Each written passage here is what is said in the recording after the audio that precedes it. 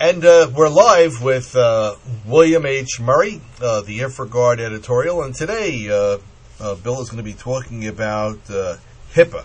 All right, and we'll let Bill get into the bits and pieces on that one. All right, Bill, why don't you go and take it over? Joe, HIPAA is in the ditch. It's an understatement to say that HIPAA has had unintended consequences. In fact, it has had perverse consequences. The HIPAA privacy regulations were intended to encourage electronic medical records, in part by addressing patient and physician concerns about the leakage of sensitive medical information. After almost 2 decades, in what is now the largest and fastest growing segment of our economy, medical records are still the least automated records of any industry. The insurance companies and large research hospitals are pretty much automated. However, primary care physicians and regional hospitals are hardly touched at all. By one estimate, only 15% of medical records are automated, a number that the banks, another sensitive industry, had achieved 40 years ago. What is worse is that even those that are electronic are not integrated in any meaningful or useful way. In retrospect, this well-intentioned law was flawed from the start. First, HIPAA applied to electronic records, but not to paper ones. The concern was that electronic records would leak information faster than paper ones. On the other hand, the problem with paper medical records is that they are isolated, incomplete, and error-prone. The result is that medical care is inefficient. That's the primary reason that we ought to automate. However, rather than encouraging the automation of medical records by imposing privacy and security requirements on electronic records that do not apply to paper, HIPAA has had the perverse effect of discouraging automation. The HIPAA requirements are dated. They were developed a generation ago. They were developed in the era of large, scarce, and expensive storage. They were developed before the dramatic deflation in computer prices, before small computers, much less those small enough to be carried in one's pocket. They were developed before the deflation in communication costs, before the World Wide Web, much less cellular broadband, Wi-Fi, and Bluetooth.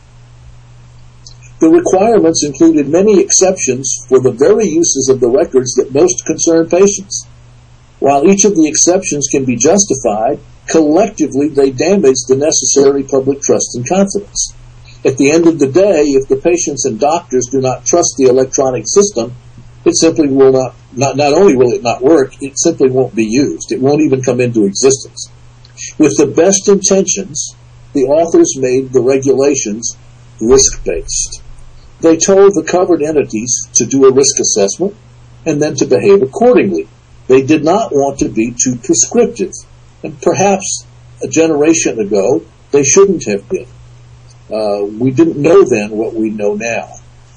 In addition to the fact that risk assessments are expensive and require knowledge, skills, and abilities and experience that only the largest covered entities possess, they don't tell you what to do. They tell you what your risks are. They may tell you how much security can be justified.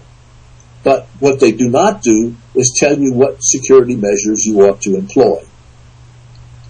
The fact is that risk assessments and the requirement thereof have incapacitated the average physician and the average regional hospital. One implicit assumption in all of this is that the risks are different for each entity. Therefore, each entity has to do its own risk assessment. While the risks are different for each class, that is, they are different for a research hospital than they are for a diagnostic clinic like Ochsner or Mayo, or different from a regional hospital or a large primary care practice. Within a class, the risks are very similar. At least to the extent that we can measure and plan, my doctor's risks are the same as your doctor's risks.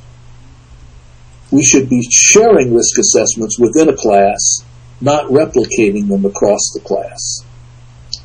Then there's fraud, waste, and abuse. In reverse order, abuse of patient records begins with government, goes through the covered entities, and through the clinicians. Nurses seem to believe that talking about patients is essential to their own mental health rather than abusive gossip. In the absence of electronic records, we duplicate and replicate tests and treatments. We call that waste. In medicine, waste is endemic and systematic, not to say institutionalized. Fraud in medicine targets Medicare and the insurance companies because that's where the money is. However, you and I are the ones that pay, and we are key to resisting it. However, by the time we see the confirmations of services and charges, we can no longer even remember what happened. We have learned that email confirmations of financial transactions and online review of our accounts are powerful mechanisms for resisting fraud, and yet we don't use either of those in medicine. While paper records may be superior to electronic ones in resisting change, electronic ones are superior in resisting abuse by reporting access, legitimate or otherwise. We have all kinds of abuse of medical records where people are sitting, you've all heard it. You've all heard the ones about people going in and looking at the medical records of celebrities, in large part because looking involves no accountability. In February 2009, as part of the Economic Recovery Act, the Obama administration passed the HITech Act, ostensibly intended to encourage conversion to electronic records. However, while there are incentives in the law for doing so, enforcement under the Act punishes abuse of the records, not failure to automate. You think I exaggerate? Go out and look at the HHS website and look under enforcement of HITech. It's scary. You know, I wouldn't want any part of being covered by that law.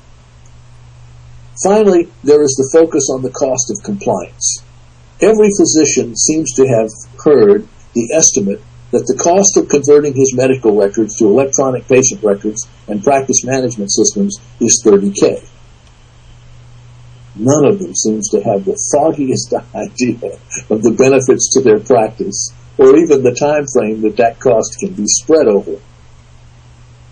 Now, this might not be important if people weren't dying as a consequence of relying on incomplete and erroneous records. It might not be important if the most expensive service in our society were not also the most inefficient. There are few things in life more dangerous than legislators with good intentions. Few things more difficult to remedy than bad law. However, in this instance, the counterproductive measures are mostly in regulation, not in the law. They ought to be easier to rationalize and to fix. It's time for us to recognize that the regulatory approach has failed. Its impact has been worse than any of those that it was intended to resist. Good security practices for the typical regional hospital or the private medical practice are not expensive. What's more, we know what they are. They do not need expensive risk assessment to identify or justify them. Let's get on with it. Thank you, Joe. Thank you, Bill. We certainly appreciate it, and